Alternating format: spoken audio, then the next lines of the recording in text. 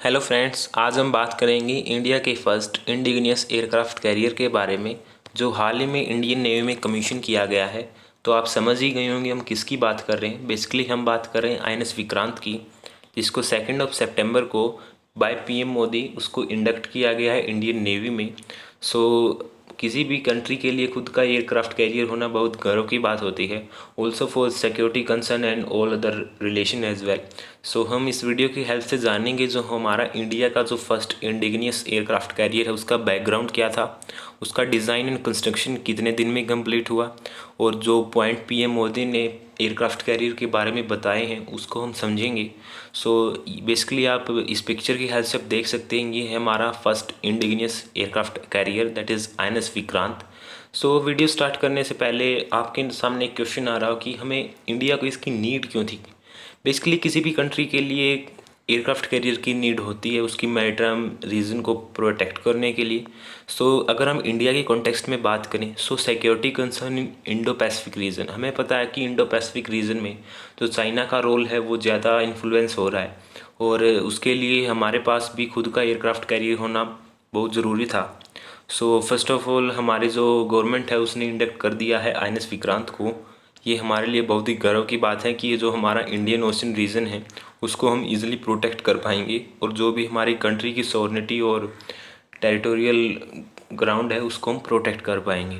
अगर इससे पहले बात करें कि विक्रांत से पहले हमारे पास कोई एयरक्राफ्ट कैरियर था या नहीं, सो बेसिकली हमारे पास दो एयरक्राफ्ट कैरियर थे that are INS Viraat and INS Vikramaditya. So जो आईएनएस विराट था उसको एक्वायर किया गया था यूके से, और जो आईएनएस विक्रमादित्य था उसको एक्वायर किया गया था रसिया से, जो कि अभी भी सर्विस में एक्टिव है। ठीक है। सो हम कह सकते हैं इंडिया ने उस स्मॉल ग्रुप कंट्री को ज्वाइन कर लिया है जिसके पास खुद का इंडिजिनियस एयरक्राफ्ट कैरियर है। Those countries are like US, UK, Russia, France and China. ठीक है। और कैपेबिलिटी की बात करें सो 40,000 टन बहुत ज़्यादा हो जाता है।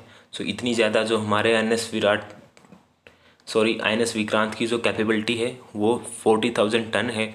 ऑल्सो इसको बनाने में कुछ बहुत ज़्यादा टाइम लग गया, around 17 years, and with round figure 20,000 crore जो कॉस्ट आई है विक्रांत को बनाने में।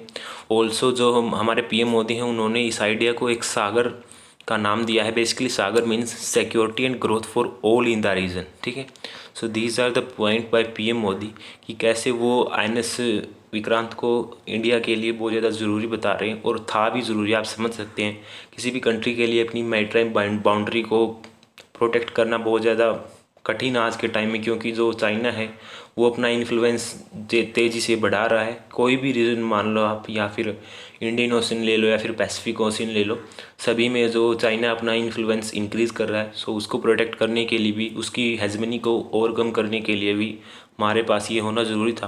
बेसिकली अगर बात करें बैकग्राउंड की, सो आईएनएस विक्रांत का बैकग्राउंड कुछ इस टाइप का है कि 1999 में जो डिफेंस मिनिस्टर जॉर्ज फर्नांडिस थे उन्होंने ऑथराइज़ किया और डेवलप किया under project 71 air defence ship. So first of all हमारे पास आईएनएस विक्रांत को इस project that is 71 air defence ship के अंदर डेवलप करने का प्लान था, लेकिन बाद में जो फाइनल कंफर्मेशन मिला ऑफिशियल गवर्नमेंट वो मिली जनवरी 2003 में।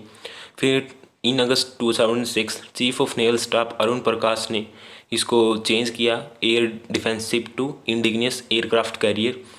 2006 में इसको चेंज किया गया, और जो फाइनल रिवीजन हमें मिला है बेसिकली वो डिस्प्लेस किया गया 37,500 टन टू 40,000 टन तक, and length of ship also increase from 250 metre to 262 metre. So these are the varied value of the INS Vikrant. अगर हम बात करें इसकी डिज़ाइन और कंस्ट्रक्शन की, सो जो आईएनएस विक्रांत का डिज़ाइन और कंस्ट्रक्शन है उसको फाइनल रिवीजन आप जो डिस्प्लेसमेंट है मैंने आपको बता ही दिया है कि कैसे 37,500 टन को चेंज किया गया 40,000 टन में, और जो लेंथ है उसको चेंज किया गया 252 मीटर से 262 मीटर तक, और इसकी जो कैपेसिटी है वो अराउंड 30 एयरक्राफ्ट ये कैरी कर सकता है। और जो हमारा indigenous aircraft carrier INS Vikrant है वो 262 मीटर लॉन्ग है, 62 मीटर वाइड है, and displace about 45,000 metric ton. So this is the capacity of INS Vikrant. और विक्रांत में जो पावर है mainly 4 General Electric LM 2500 plus gas turbine on 2 shafts. Generating over 80 megawatt of power. ठीक है, सो इतनी जो 80 मेगावाट पावर है वो आईएनएस विक्रांत जनरेट कर सकता है। And the gear box for the carrier were designed and supplied by electron engineering. So this is the company which form the gear box and the carrier. ठीक है, और बात करें हम शिप कॉम्बैट मैनेजमेंट सिस्टम की, that is CMS, वो develop किया गया है Tata power strategic engineering division से and with the collaboration of weapon and electronic system engineering and the Mars, that is the company of Russia. So these are the different companies which form the various part of INS Vikrant. और भी इसके points को हम समझे। So basically अगर मैं इसकी measurement को आपको बताऊं, सो आपको लेंथ का तो आपको पता ही चल गया कि लेंथ है 262 मीटर एंड बीम है 62 metre, height 59 metre and rote is 8.4 metre. और डेप्थ की बात करें सो दैट इज़ 25.6 मीटर। और deck, total number of deck are 14 and install power is 30 knot, that is 56 kilometre per hour. और range की बात करें इसकी so 8000 nautical mile is the range of INS Vikrant. And Vikrant is the first aircraft carrier to be designed bye directorate of naval design of the Indian Navy and first warship to built by Cochin shipyard. So basically ये इसको बनाया गया है Cochin shipyard के द्वारा। सो और भी अगर इसके बारे में जाने, सो विक्रांत एक ऐसा फर्स्ट वारशिप है जिसको इंडियन नेवी ने डोमेस्टिक प्रोड्यूस स्टील से बनाया है। ठीक है, और इसके इंस्टॉल पावर को मैंने आपको बता ही दिया कि 4 into general electric LM2500 plus gas turbine and 2 into electron gear box है and propulsion is about 2 shafts. So these are the basic point about INS Vikrant. अगर हम कोचिन शिपयार्ड लिमिटेड के बारे में समझें, so it is the largest ship building and maintenance faculty in India. Basically ये एक public sector undertaking है India में and it's basic working is ship building and founded in 29 April 1972 and headquarter is in Kochi Kerala. ये इसका जो symbol है आप ये देख सकते हैं कि ये कोचिन शिपयार्ड लिमिटेड का सिंबल है। लास्ट टाइम हमारे पास अगर हम जो पॉइंट समझे पीएम मोदी ने जो बताए हैं अपने स्पीच में जो आईएनएस विक्रांत को लॉन्च करते इसमें, सो वो बहुत ज़्यादा इम्पोर्टेंट है हमारे लिए। जो मेन पॉइंट है वो कुछ इस टाइप से थे, जो भी हमारा 262 मीटर लॉन्ग और 62 मीटर का हमारा एयरक्राफ्ट कैरियर है वो लार्जेस्ट वारशिप है जो भी बिल्ड किया गया है इंडिया में, और इसकी कैपेसिटी है अराउंड 30 एयरक्राफ्ट कैरियर को वो कैरी कर सकता है, इंक्लूडिंग MiG-29 के fighter jet and helicopters etcetera. ठीक है, आईएनएस विक्रांत को बिगिनिंग में ही ऐसा बनाया गया कि वो MiG fighter and some choppers को भी अपने साथ कैरी कर सके, और नेवी ने इसको ऐसे प्रोसेस्ड किया है कि ये 26 डेक्स बेस्ड एयरक्राफ्ट होगा जिसमें having narrow down to some Boeing and Dassault aircraft को भी हम इजीली कैरी कर पाएँ। पीएम मोदी ने ये भी बताया कि आईएनएस विक्रांत एक ऐसी रिफ्लेक्शन शो करेगा जो आत्मनिर्भर भारत मिशन के लिए बहुत ज़्यादा ज़रूरी होगा और उसको पॉइंट आउट करेगा दुनिया के सामने। ठीक है, कि कैसे अपना भारत वो आत्मनिर्भर भारत बनता जा रहा है और किसी भी दूसरी कंट्री के ऊपर वो डिपेंड नहीं रहना चाहता। ठीक है, सो इस आईएनएस विक्रांत ने हमें उस कंट्री के लिस्ट में डाल दिया है जिसका अपने पास इंडिजिनस एयरक्राफ्ट कैरियर था। मैंने आपको उसके एग्जांपल बताए थे US, UK, China etcetera. Also अगर और हम मेन पॉइंट को हम जाने, सो मल्टीपल फेज से ये गुजरा है हमारा आईएनएस विक्रांत, जो कि लास्ट ईयर अगस्त 21 को इसकी ट्रायल ख़त्म हुई है।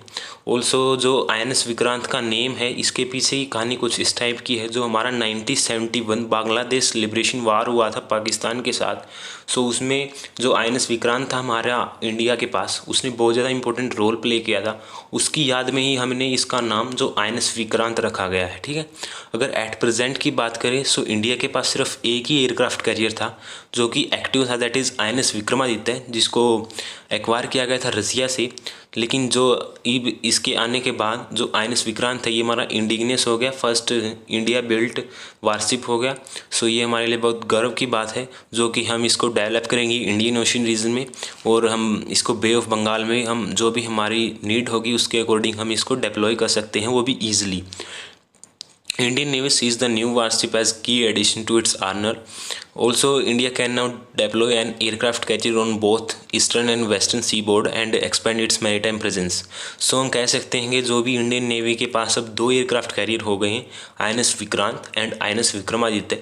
सो जो हमारी इंडियन नेवी है अब वो दोनों तरफ अपनी प्रेजेंस को इंक्रीज़ कर पाएगी, और जो हमारी मैरीटाइम प्रेजेंस है उसको हम इंक्रीज़ पाएंगे. बेसिकली हम हमारे वेस्टर्न और ईस्टर्न दोनों साइड हम जो हमारा कोस्ट है इंडिया का, वहाँ पर हम इसको डेप्लॉय कर सकते हैं ईजिली और विदाउट एनी प्रॉब्लम.